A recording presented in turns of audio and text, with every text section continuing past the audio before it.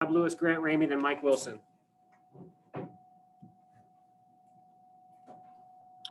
Coach, just where did you feel like the defense came up short today? That was not a typical defensive effort from you guys. I think one-on-one defense, I think that normally when we do a good job of guarding sets, but we just did not do a very good job with our one-on-one defense, which we don't ever want to leave someone in an island by themselves to do that. I didn't think we did a great job getting into our gaps to help. And I also felt like because our offense wasn't what we wanted it to be, that hurt our defense today as well, to keep some pressure there to where they feel that, there's a need to score when they come down. But again, the one-on-one defense wasn't very good. And then we fouled shooters a couple of times where we didn't need to do that. And, but I just didn't feel like even from I don't quite get it. In fact, I didn't think we listened today. I don't think our team, the young guys are learning, obviously, and you guys know that one game that you play is not going to be the same the next game or maybe the game after that. We told them that you're not going to be able to drive and spin because we know people are going to come do that. It took us too long to adjust with that. But we still need more from other players. We can't rely or ask Keon and Jaden basically to guard the other team's best players for the most part and then come down and end up with the ball in their hands because other guys aren't trying to get involved and we're not executing the way we need to execute. Rick, what do you got to do differently to try to establish some kind of consistency with this team? That's a tough question. It's a good question. You know what? The young guys, you look at it. If you really look at it, I would say the inconsistency is coming from our older players, and that's the disappointing thing. We should be putting the pressure on the younger guys to do what they're been trying to do for us. And yeah, they're good players, they're talented players, but we still need a balance. We need some of those guys want to make big, hustle plays, get the stick backs, but more importantly, just when we call a play to try to work through them wanting to play with the kind of force and the kind of aggression that you want them to play with, as opposed to just going through the motions. We put a lot, like you look at Jaden Springer's line tonight. What was it? He had, I thought Jaden did a great job. In fact, he's trying to, play a lot of minutes. And, 3-point line, I thought we had some great looks at the three that we're going to take them. But some nights when those aren't going in, we still got to take them. But when we go to a set and wanting to play inside out, now it's important, and it can't be through those guys all the time because when they get it, and we've done some of that the last couple games, and they were trying to do it tonight on their own, but they kept getting themselves in a little bit too much trouble holding the ball. We knew all night long when they were coming to double, all we had to do was make the pass to the skip pass to the other side, and we got all we wanted, but we weren't doing that quick enough. And to get the consistency you're talking about, it's not going to come from just one player. It's going to come from a group of guys as a whole on both ends. Rick, how do you explain kind of I don't want to say no show for the last month from VJ and Fulke, but just the struggles that those two guys have had, and what sort of things can you try to get more production from those two? Well, we obviously didn't start Fulke tonight, and VJ, he comes in, and again, it's not so much, I think, defensively. And we need those guys. We do. But when they go in, they're going to have to be productive. If not, I thought Olivier showed us some things tonight. EJ does it, but we can't give away those point-blank layups. We can't. It's hard enough to score in this league. When you execute and get exactly what you want, you got to finish those plays. And so I thought, Olivier, I thought his demeanor was good. And the fact of the matter is we're trying everything to get guys to understand that we need them and we show them. But it's one thing, I think it starts in practice with a mentality that I'm going to get better. And I always say this, and I believe it. I think this game normally gives you what you put into it. And I believe that to be true. Wes Rucker, David Pascal, and Gustavo. Rick, obviously, Ease is banged up a little bit, but with some of these other older guys, is there something physically wrong with them, or is this just sort of a mental block or some sort of a rut that they're in?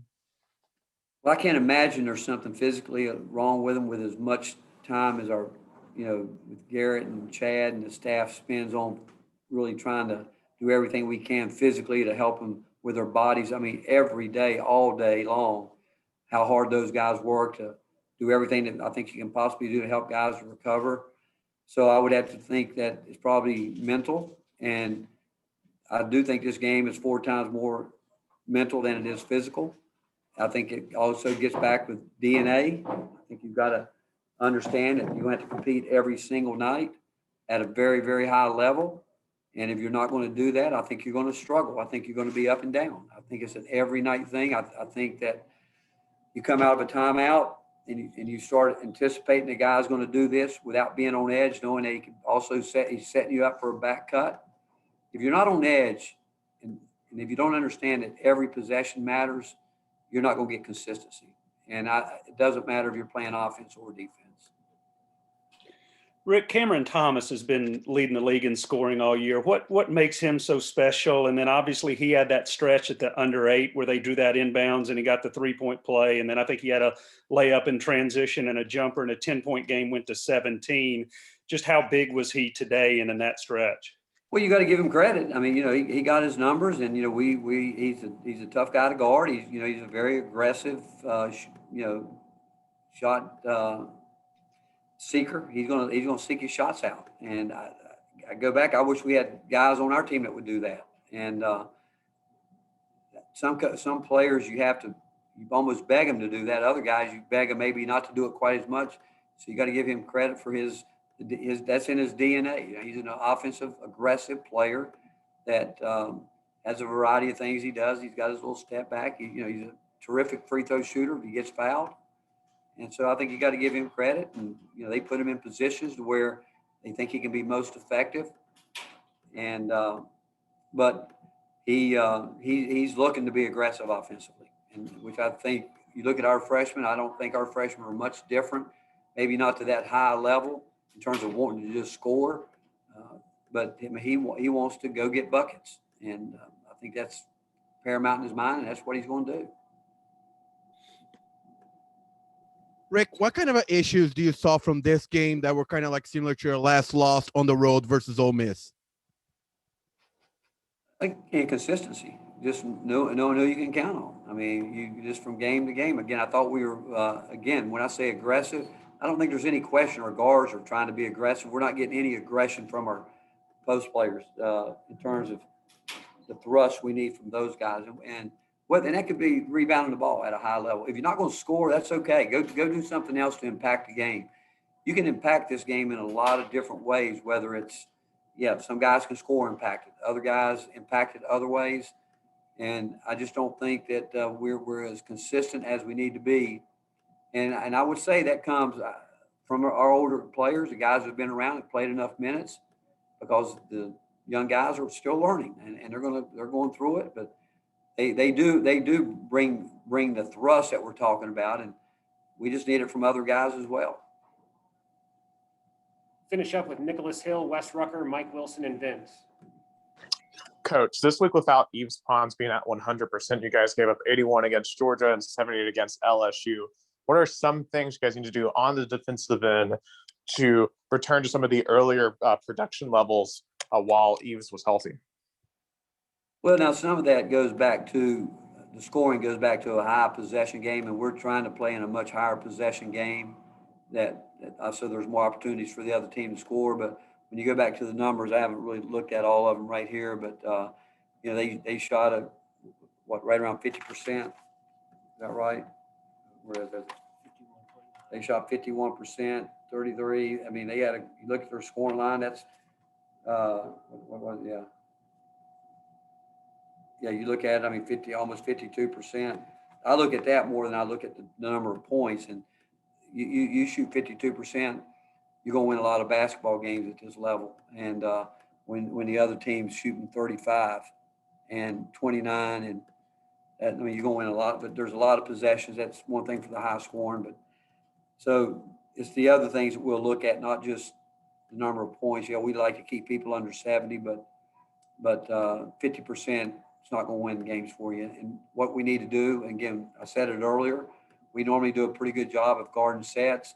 It's when it gets down to one-on-one defense where we've got to get better. Rick, when you're sort of going through things on a weekly basis or daily basis, and you're trying to game plan for opponents this time of year, how much more difficult are things when you don't know what you're going to get? You know, because normally this time of the season, you probably have a pretty decent idea. And right now, you know, it seems like y'all maybe don't know what you're going to get on a daily basis. That is one of the hardest things in coaching, is just that. You know, you try to play the game as many different ways as you can in your mind, and knowing that you're going to have to be ready to make some kind of adjustments here or there or whatever. But that's probably might be as bad a feeling as a coach as you can have, is just that. What are we going to get today?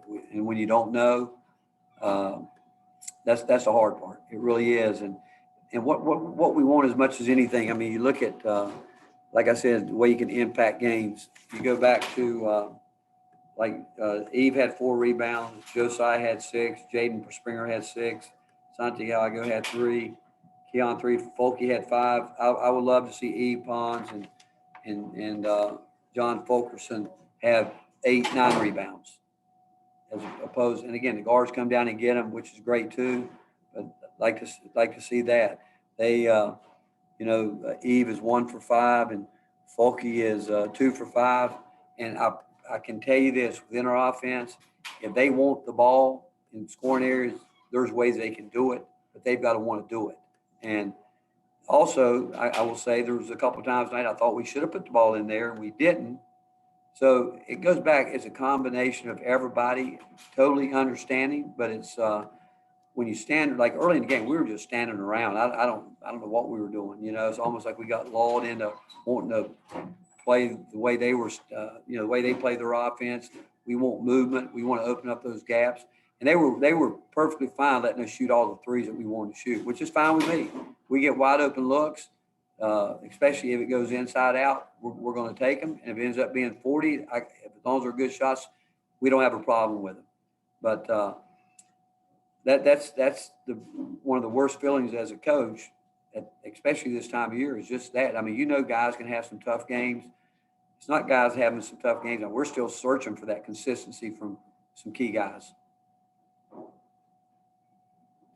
Rick, with Folky, how concerned are you at this point with the way that he's played lately? And at what point does it shift from you needing to challenge him through things like not starting him to him just having to look in the mirror and say, I got to do better?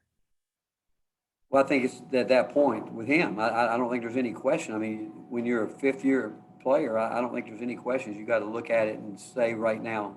And I think, again, we're going to try. We're never going to quit on him. Because we've seen him do it, and I've seen guys go through it for whatever reason.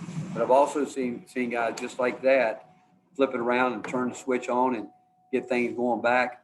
But it won't happen unless it comes from within. I mean, he is going to. Again, I don't think there's any question that he has seen that if he's not doing it, he's not just going to get to stay out there, because we owe it to his teammates and we owe it to each other that we've got to get guys that are going to be productive. And also if it's mistakes on the defensive end, where he's making some mistakes.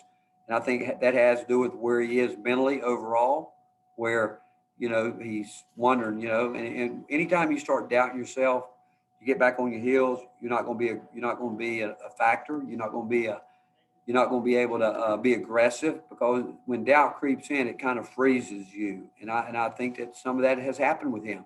Whereas if he would just, again, I say this to him a lot, you'll just do what we ask you to do, because we know it's worked in the past.